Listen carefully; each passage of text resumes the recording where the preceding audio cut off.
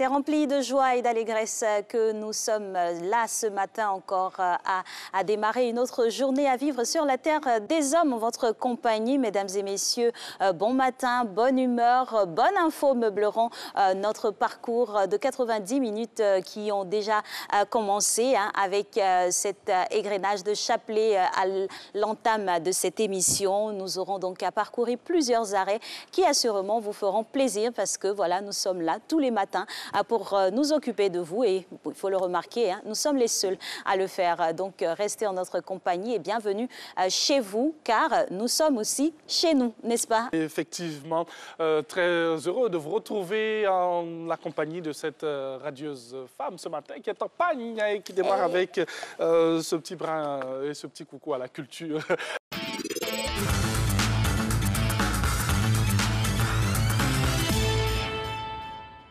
Et il commence l'aventure avec nous, notre coach d'aujourd'hui, Monsieur Yannick Otto. Voilà le profil du manager qui réussit. Bonjour, bienvenue.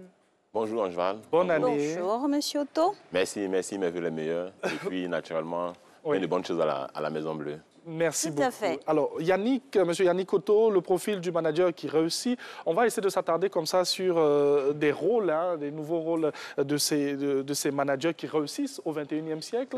Mais avant de commencer, moi, j'ai envie de vous demander, nous sommes dans un monde en pleine mutation. Les managers ont certainement existé depuis bien longtemps. Quelle est la différence entre le manager d'avant et celui de maintenant? Très bien. Il faut déjà comprendre que le management, naturellement, c'est la science, naturellement, qui donne des atouts pour pouvoir gérer une organisation, une entreprise et gérer des collaborateurs. Ce qui existait avant, c'est naturellement, on va parler de management à la dure en quelque sorte. Donc du coup, ça nous fait penser à trois profils. Naturellement, il y a le profil du manager dit manager cynique, donc manager trop dur, qui dans son équation, c'est naturellement résultat moins compassion. Résultat moins compassion. Ça veut dire que c'est le style de manager qui... avec lui, c'est naturellement, il faut faire le job, comment on se porte à la maison, est-ce que les enfants ont mangé, est-ce que la famille va bien, c'est pas trop son truc. C'est que lui veut avoir du résultat au travail. Le deuxième profil, c'est ce qu'on appelle naturellement le manager trop lâche ou encore le manager trop mou. C'est le type de manager qui, lui, par contre, fait tout le contraire du manager trop dur, donc du manager cynique. Lui, son équation, c'est plutôt compassion sans résultat. C'est le type de manager qui peut se dire, bon, on n'a pas de résultat, on n'a rien atteint, mais on s'en fout, on boit du café ensemble, on rit ensemble, on s'amuse ensemble, on joue ensemble, et puis on s'en fout. Donc, ces deux types de managers ont naturellement échoué dans le management de leurs collaborateurs.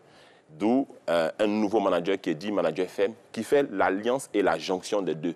Donc, qui allie la perspicacité et l'orientation au résultat du manager dur, en même temps, qui met aussi, naturellement, la compassion et l'humanisme du manager mou.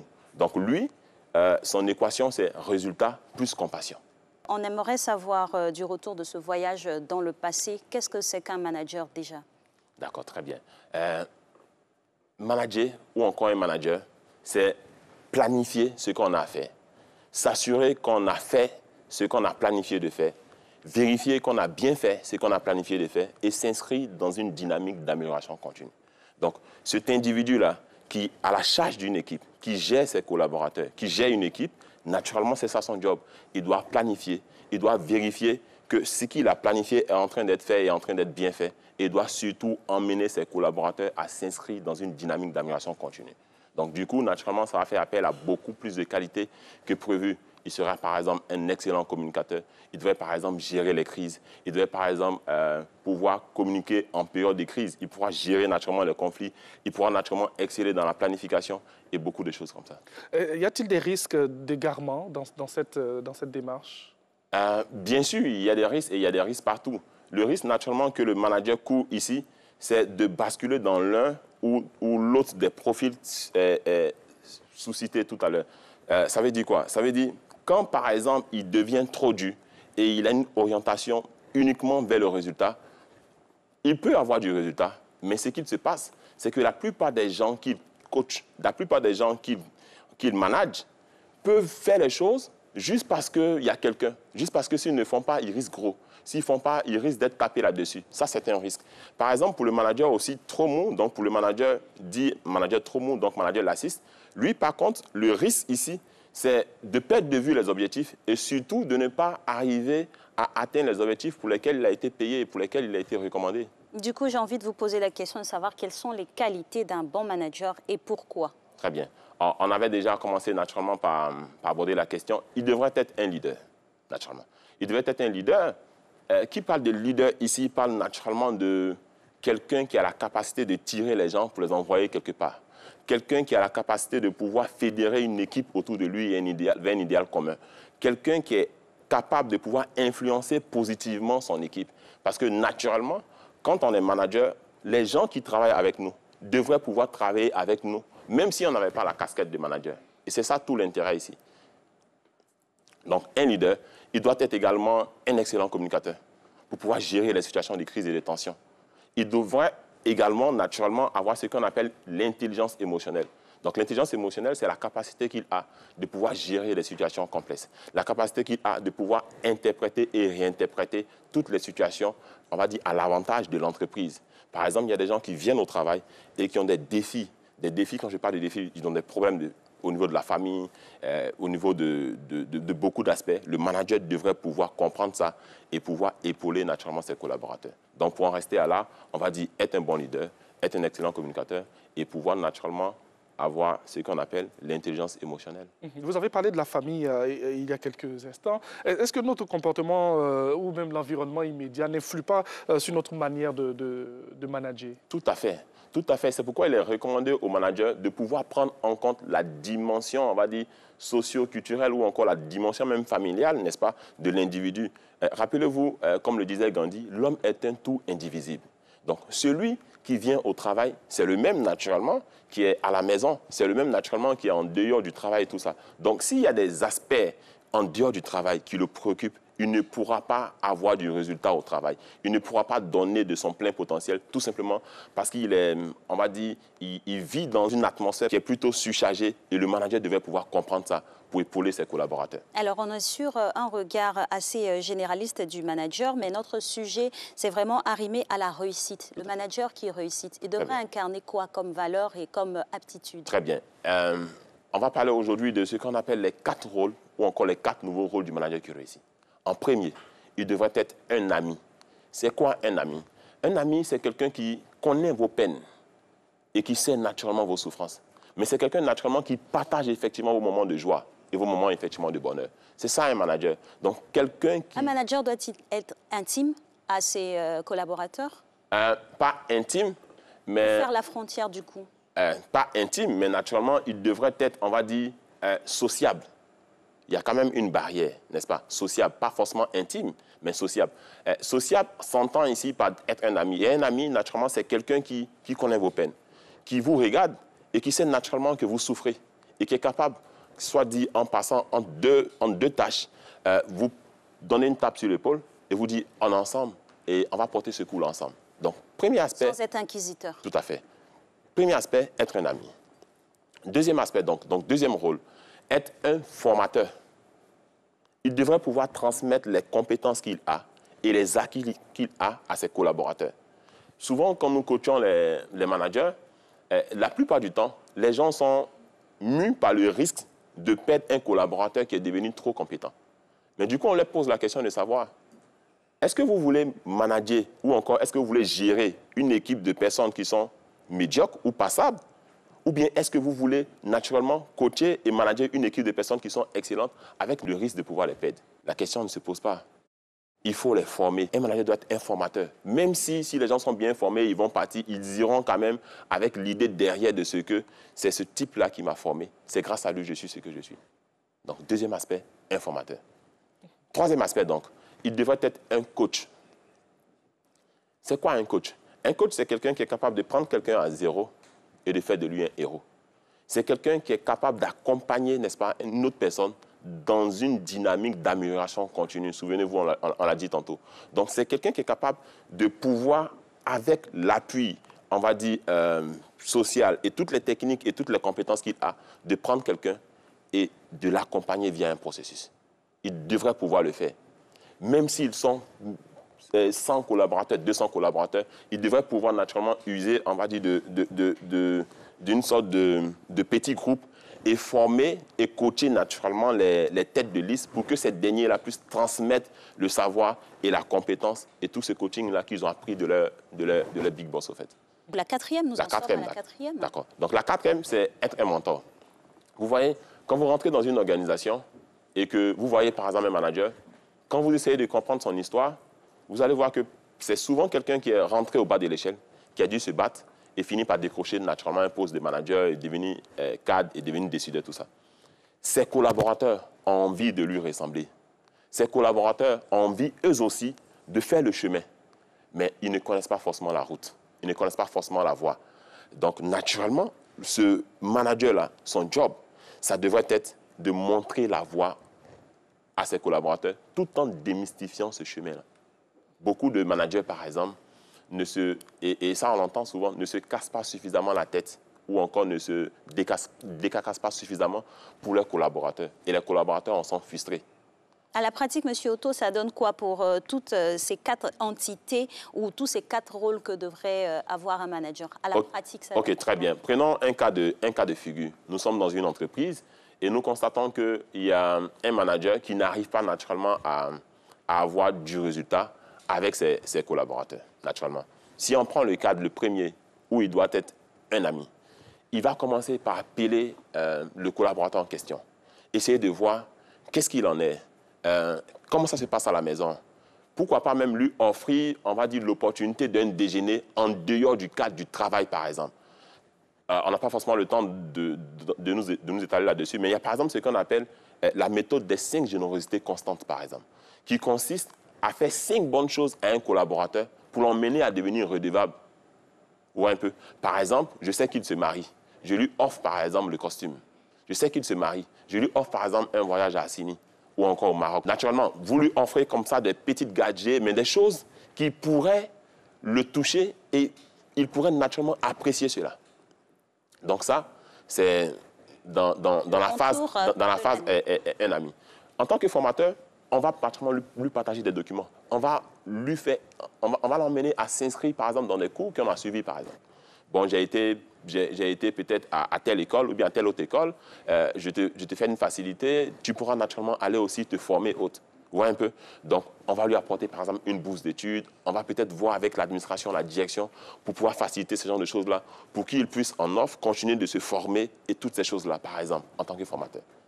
En tant que coach, on va se mettre à sa disposition. On va vérifier et faire attention à ce qu'on appelle les écarts de performance et surtout, naturellement, les écarts d'humeur. Parce que quand un individu n'est pas trop content, c'est un signal.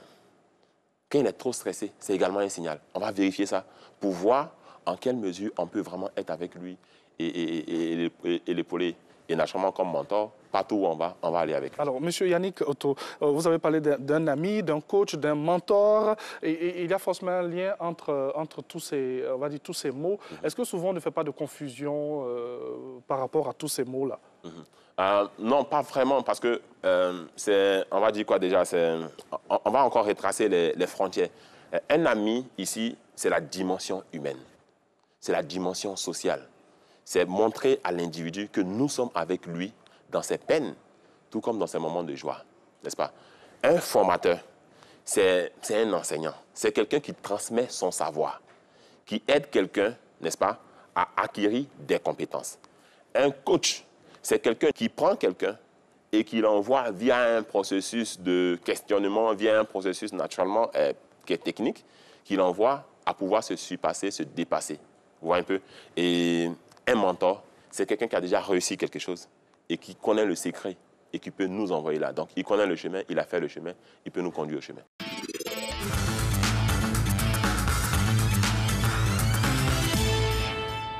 Oui, sont la prunelle de nos yeux, le sel de la terre, ce sont nos bouts de chou. Aujourd'hui, plus que tout, ils nous préoccupent à un point que nous devrions nous arrêter pour nous épancher sur le sujet, à savoir la reprise scolaire et les résolutions. Comment les parents devraient encadrer les enfants. Les parents, il n'y a pas de mot d'emploi, c'est juste un partage qui va passer par le truchement de notre chère conseillère conjugale, Michèle Tanon-Laura, qui est avec nous. Bonjour, docteur. Bonjour, Alix. Bienvenue. Merci. Bonjour, bienvenue. Alors, tous les parents seront vraiment très assidus sur les conseils qui seront donnés aujourd'hui parce que nous sommes malheureusement vraiment aux prises avec ces difficultés-là. La reprise scolaire. Qu'est-ce que c'est déjà la reprise scolaire située dans les esprits? Qui dit reprise parle de pause après une activité intense. Donc, les enfants, ils vont à l'école, ils étudient et à un moment donné, il y a une pause, soit pour des vacances. Récemment, c'était les congés de Noël et de Nouvel An. Donc, pour parler de reprise, ça veut dire qu'on va remettre le pied à l'étrier et reprendre une activité intense. Donc, qu'est-ce qu'on fait? Comment on prépare déjà les vacances, c'est-à-dire comment on prépare la pause? Le dernier jour d'école, par exemple, il faut s'assurer que les affaires sont posées à un endroit où on pourra les retrouver parce qu'il y a plusieurs types de vacances, de pauses.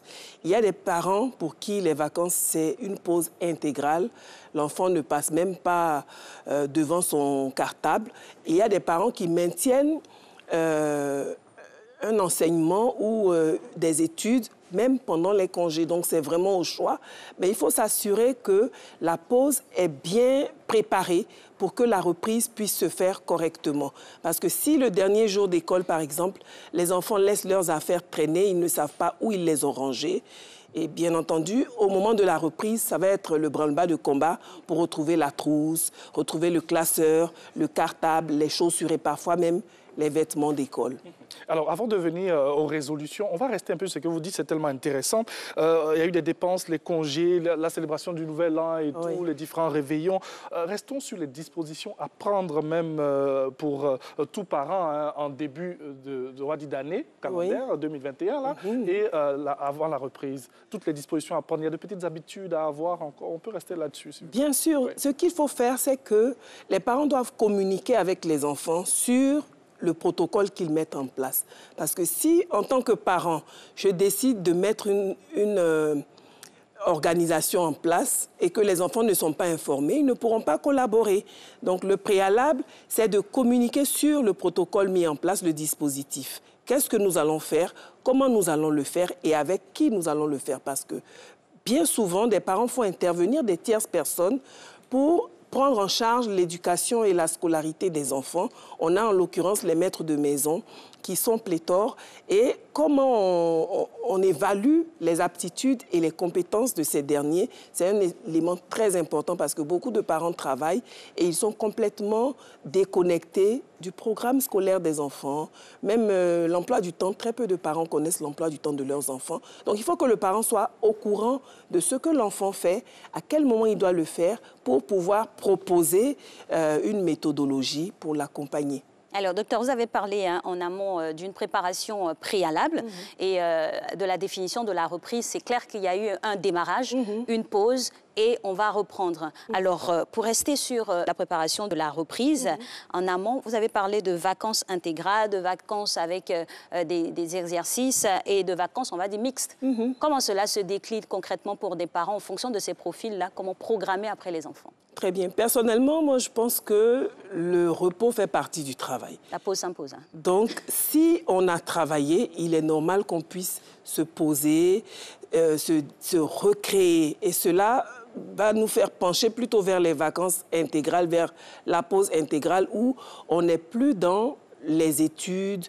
Cependant, on va mettre des activités ludiques, des activités de découverte pour les enfants. Et ces activités-là peuvent se faire à l'intérieur de la maison comme à l'extérieur. Il ne faut pas penser que les découvertes se font uniquement à l'extérieur. Pour les parents qui n'ont pas de budget pour faire des sorties, par exemple, on peut très bien créer des activités ludiques intéressantes à l'intérieur de la maison. Quoi, par exemple? Quoi, par exemple? Des ateliers cuisine. Parce qu'on mange, dans toutes les maisons, on mange même si on mange des sandwichs, on peut dire, tiens, aujourd'hui, on va préparer ensemble le sandwich pour que les enfants sachent comment le sandwich est préparé. Aussi, en profiter pour renouveler les mesures d'hygiène, leur apprendre les mesures d'hygiène, leur apprendre aussi le rangement, parce que c'est bien d'avoir des enfants qui sont chouchoutés, mais il faut qu'ils puissent être autonomisés dans la préparation, justement, de ces petits encas-là. Donc, un exemple d'activité ludique à la maison, atelier cuisine. On peut faire aussi atelier rangement. On peut faire aussi des jeux de cache-cache.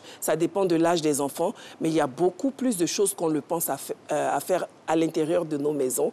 Et c'est très intéressant. En extérieur, il y a des choses toutes simples à faire pour les petits budgets. Par exemple, nous avons des lignes de transport lagunaires. Moi, ce que j'aime bien faire, c'est d'inviter des amis de mes enfants et de faire ce que j'appelle les mini-croisières. Donc, on paye le ticket à 150 francs et on va faire la découverte du plan lagunaire. Et c'est vraiment dépaysant pour les enfants parce que c'est une activité très, très, très intéressante et pour pas cher du tout.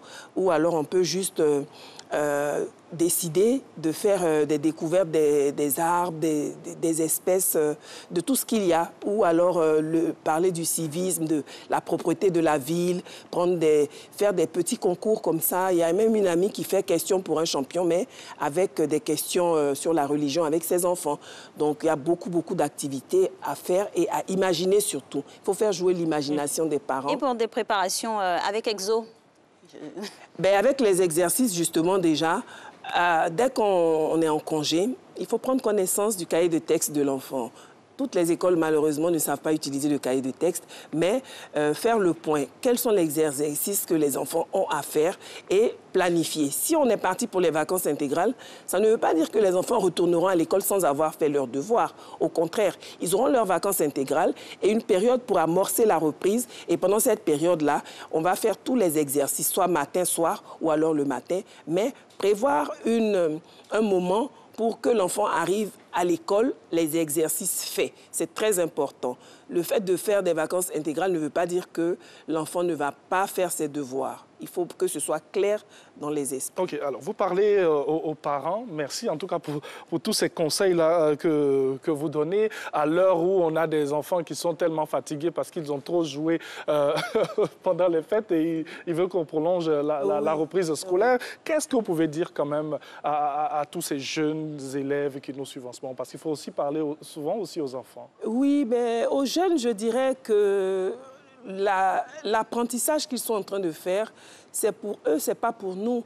Donc, si demain, ils veulent être performants, c'est maintenant que ça se prépare. C'est vrai qu'on perçoit l'apprentissage scolaire comme une grosse contrainte, mais lorsque c'est bien expliqué, je reviens sur la clarté de l'explication, ils le comprennent. On ne peut pas tutorer une personne qui ne comprend pas votre projet d'apprentissage.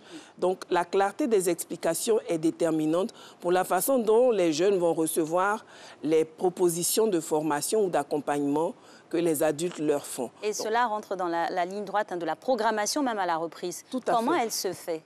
Eh bien, la programmation, on a un emploi du temps, heureusement, de l'école que nous devons suivre. Donc, si l'enfant, par exemple, le premier jour de reprise a français, on ne va pas lui dire d'étudier physique-chimie parce qu'on veut qu'il fasse des études en physique-chimie. Donc, il faut suivre le programme de l'école qui nous sert de canevas et ensuite, en fonction des matières programmées, établir une échelle des priorités en fonction des points faibles de nos enfants parce que chaque parent devrait connaître aussi les points faibles de son enfant et accentuer l'accompagnement à partir de ces points faibles-là. Alors, Madame Michette Tanon-Laura, c'est bien intéressant ce que vous dites, mais quel problème pourrait surgir nonobstant toutes ces dispositions que nous avons eu à prendre? Le problème qui pourrait surgir, c'est peut-être la motivation. Le coach qui m'a précédé en a parlé, la motivation des enfants. Souvent, les enfants ne comprennent pas pourquoi ils doivent étudier, donc ils ne sont pas motivés. Et il y a des parents qui vont créer la motivation chez leur enfant en leur disant, par exemple, si tu as de bonnes notes, je t'offre ceci ou cela. C'est bien, mais il ne faudrait pas que l'enfant soit uniquement challengé sur un échange. Parce qu'il faut qu'il prenne l'apprentissage comme quelque chose qui s'approprie et qui est bon pour lui, parce que ça va le rendre performant partout où il ira. Donc, il est très, très important que l'enfant s'approprie ces challenges d'études et de performance. Alors, cher coach, nous sommes en plein dans un problème, face à une problématique qui vraiment nous laisse sans voix, à des enfants qui décident de ne pas reprendre les cours selon eux parce qu'ils seraient trop fatigués. Où se pose le problème, franchement, à reprendre des cours quand on a établi une pause, on a fait une pause? Mais écoutez, c'est le problème de l'encadrement des enfants. Un enfant qui n'est pas encadré, il va dans tous les sens. Donc, pour que l'enfant puisse demander ou exiger qu'on prolonge les congés, ça veut dire qu'il se croit tout permis et ça nous montre qu'il n'a pas eu de cadre. Donc, le cadre est primordial pour l'enfant. La faute incombe aux parents, là? Je ne dirais pas la faute, mais c'est le résultat du système que nous avons mis en place. Si on ne peut pas tutorer des enfants, on ne peut pas s'étonner après qu'ils veuillent imposer leur loi. Parce que les enfants, ils sont dans la défiance. Ils vont tâter le terrain, ils vont voir jusqu'où ils peuvent aller. Donc, si à un moment donné, ils se rendent compte qu'ils ne sont pas accompagnés, ils ne sont pas encadrés, ça donne ce qu'on voit aujourd'hui. Donc, il faut très tôt que les parents reprennent les rênes de la parentalité, parce que être parent, c'est encadrer les enfants avant de les donner aux enseignants. Les enseignants ne peuvent pas tout faire et les enseignants ne sont pas responsables de l'éducation de nos enfants. Ils sont responsables de leur instruction.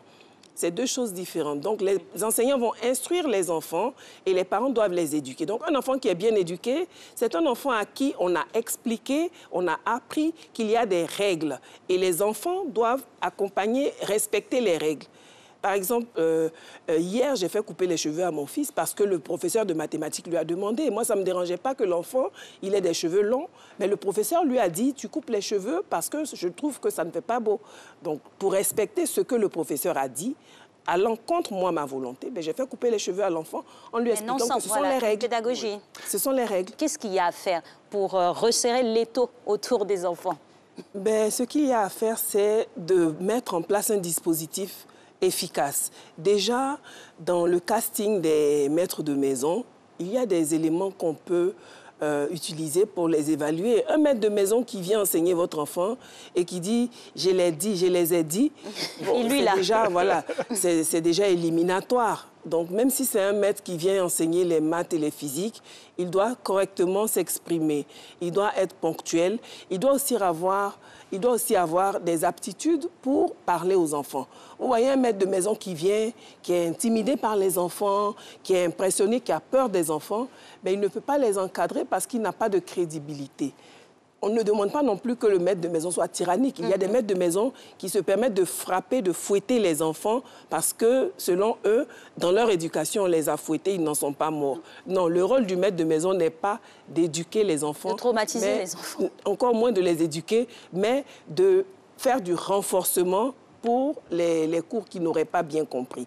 Et pour cela, il faut que le maître de maison prennent contact avec le professeur ou alors avec le programme de l'enfant. Parce qu'il ne peut pas imaginer un programme ou choisir au pif comme ça des exercices dans lesquels il se sent à l'aise pour les imposer à l'enfant. Il y a une progression à l'école et c'est cette progression-là qui doit servir de boussole, aussi bien aux parents qu'au maître de maison. Le maître de maison ne peut pas faire ce qu'il veut.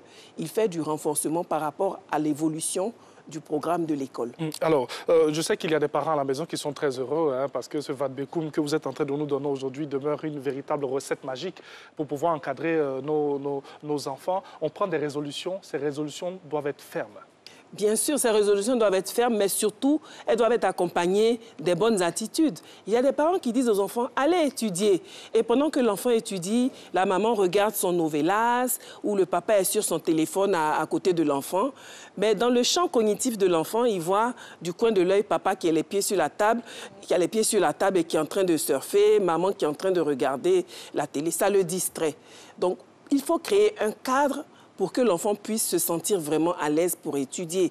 Ce n'est pas dans toutes les maisons où il y a des pièces qu'on peut dédier à l'étude de l'enfant. Donc, s'il y a une pièce commune, il faut qu'au moment de la révision, cette pièce commune-là soit vraiment rendue optimale. Éteindre la télé, arrêter les va-et-vient. Il y a des enfants qui étudient sur un coin de table pendant que la fille de maison est en train de mettre le couvert pour le repas après. Tout ça, ça distrait l'enfant. Trop de bruit à la maison, ça distrait l'enfant. Et aussi les attitudes des parents. Il faut que les parents apprennent à se poser. Pour ceux qui n'ont pas de maître de maison, il faut qu'ils apprennent à se poser, quitte à prendre un journal ou un livre et lire à proximité de l'enfant. Ça l'accompagne psychiquement dans son apprentissage. Une maman qui est en train de lire pendant que l'enfant révise, c'est un soutien à l'enfant et à son apprentissage. Par contre, si la maman est en train de parler au téléphone, qu'elle fait la navette devant l'enfant, il reste évident que l'enfant sera distrait par tout ça. Tout à fait. Et il ne sera pas motivé. Et cela me donne l'occasion ici, hein, au-delà de l'approche didactique qu'on a pu